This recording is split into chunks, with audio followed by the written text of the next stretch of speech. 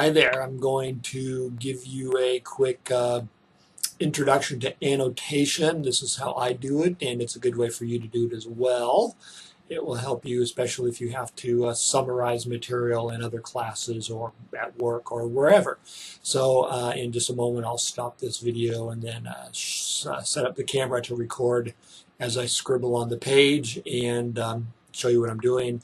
Once I'm done with that, hopefully it won't take too long, and I'll be jabbering away as I do it so you get a sense of why I'm doing things. I will post a static image of it for you to look at as well. So you'll just kind of watch along, do your best to stay awake, and I'll give you the static image with some, probably I will need to type up my annotations because I have pretty sloppy penmanship. So I will stop this now and then start the video of the actual annotation. So hold your breath.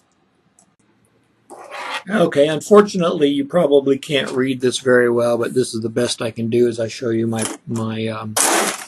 annotation. So it says the Plagiarism Detection Service turned it in on Wednesday, made bold claims about the effectiveness of its product to weed out unoriginal writing, but researchers in the field aren't buying the results. So I'm just going to say, better get my pen ready. Researchers skeptical about turn it in claims. Yeah, and I'll just say that. So TII is for turn it in. So that's my first one, and what I did was I restated that paragraph there. Let me actually get this so you can see in that right-hand margin where I'm doing most of my writing. Okay, the study detailed blah blah blah website released Wednesday, and we can see this is from February of this year, so it's kind of old. Tracked the decrease in unoriginal writing, meaning writing that scored 50% or higher in the software's overall similarity index at more than 1,000 colleges and universities that have used it for 5 years.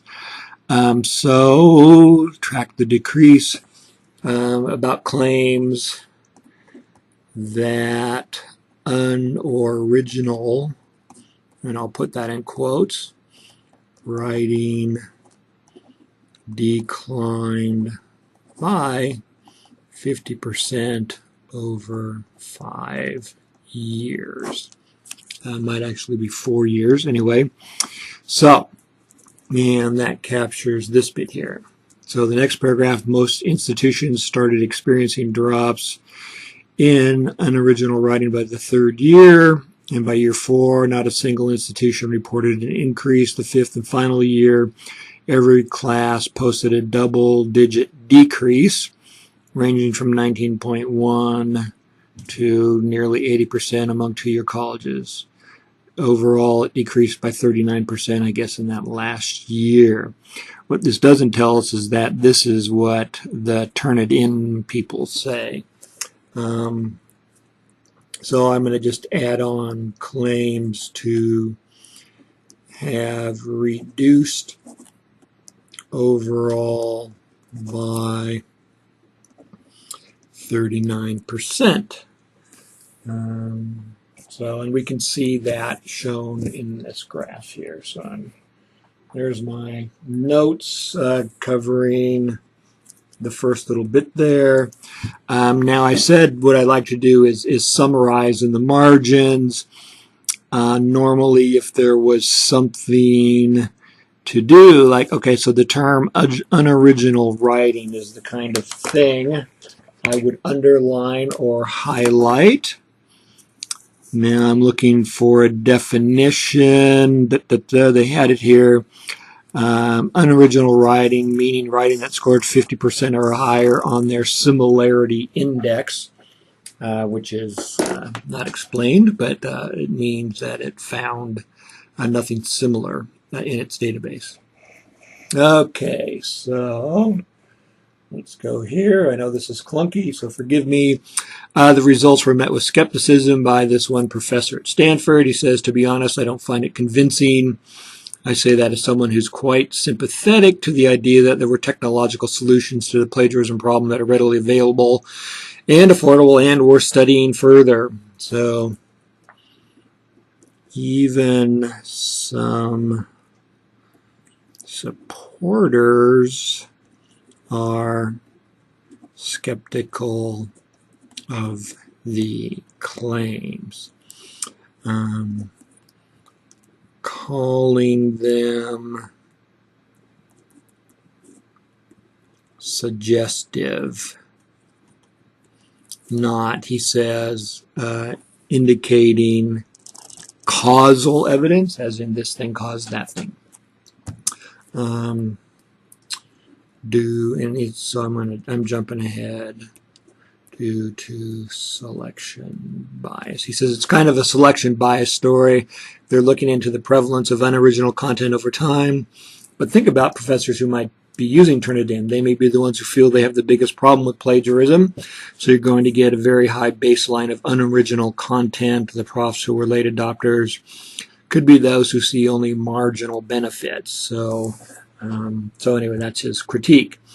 He say that this may have also coincided with policies meant to crack down on plagiarism and possible, I'm just going to say, outside influences such as these policies. So this sentence here goes down here. And so we have another professor. Can you see that? No, you cannot see that. Sorry. Wish I could see the screen. Come on, focus. Okay, and so we're getting there. So this right here is what I got from these three, 1, 2, 3, 4, 5 paragraphs, boiled down to a sentence. And also, I want to pay attention to convincing causal evidence, but still, you know, a key phrase, but I don't know if I'm going to use it. So, along with Brian Jacob, we are right here, professor of education at the University of Michigan, who conducted a study on academic integrity. Dee and Jacob worked together. Instead of using scare tactics, they had students click through a free online tutorial that also reduced plagiarism. If they clicked through a free online tutorial, skills effective note-taking. So, such as teaching students to be good students. I guess that would make you a good citizen as well. And that goes to this part. So he says what's lacking in all this is what we fielded in our randomized trial, which is something that grabbed students up front and said this is what academic integrity really means. Here are some effective strategies you can implement to avoid plagiarism. And I don't think, I've said that they taught students how to be good students. Turnitin, Vice President of Marketing, Chris Herrick, said the study avoided these pitfalls. So I'm going to write over here, since I'm running out of space, TII, Turnitin, says they avoided the, I'll say, suggested pitfalls. Schools, so we did this by ensuring there was a critical mass of submissions in the account, 10% of the total of the most recent year submission. Schools also had to use the service for at least a year, which reduces the early adopter argument. Some students who wish to avoid, so these are the pitfalls that Turnitin says they have avoided. And they also say some students, so where does this go? I'll do that right there to show that that's covering that, and this, is covering this. As you can see, my annotation, I did some stuff over here, gets pretty sloppy, pretty messy, but that's okay. So they say some students who wish to avoid getting caught may spend more time hiding their tracks, doing the actual coursework. oh my gosh, it may be surprising they could find ways to turn it in over 5 years. And they say it's being tweaked. Students found a way around the system that would meaningfully impact result across millions of submissions. We would find out. So, fooling, TII, turn it in, would be found out. So say the owners of Turn It In. Turn It In, let's see. We can read the bottom paragraph, align the reported results based on years of use rather than when they became customers. As a general rule, the institutions all used it between 2011 and 2013. While the company doesn't have historical data showing unoriginal writing trends, Herrick said the slight uptick seen from the first to second year suggests it is on the rise. And that might be useful as a guide to a general trend if you accept the assumption that students are employing pre-existing behaviors in writing as they get acquainted with Turn It In, he said. So essentially he's saying students still plagiarize. Okay, so that is how I annotate, and hopefully this was helpful to see me. You can't see the text too well. I'm sorry. That's why I read it. I understand this will be a little bit boring, but I will post this with some typed up explanations along with this video. So thank you. Hope you're still awake. And if you have any questions about this, do let me know. Bye-bye.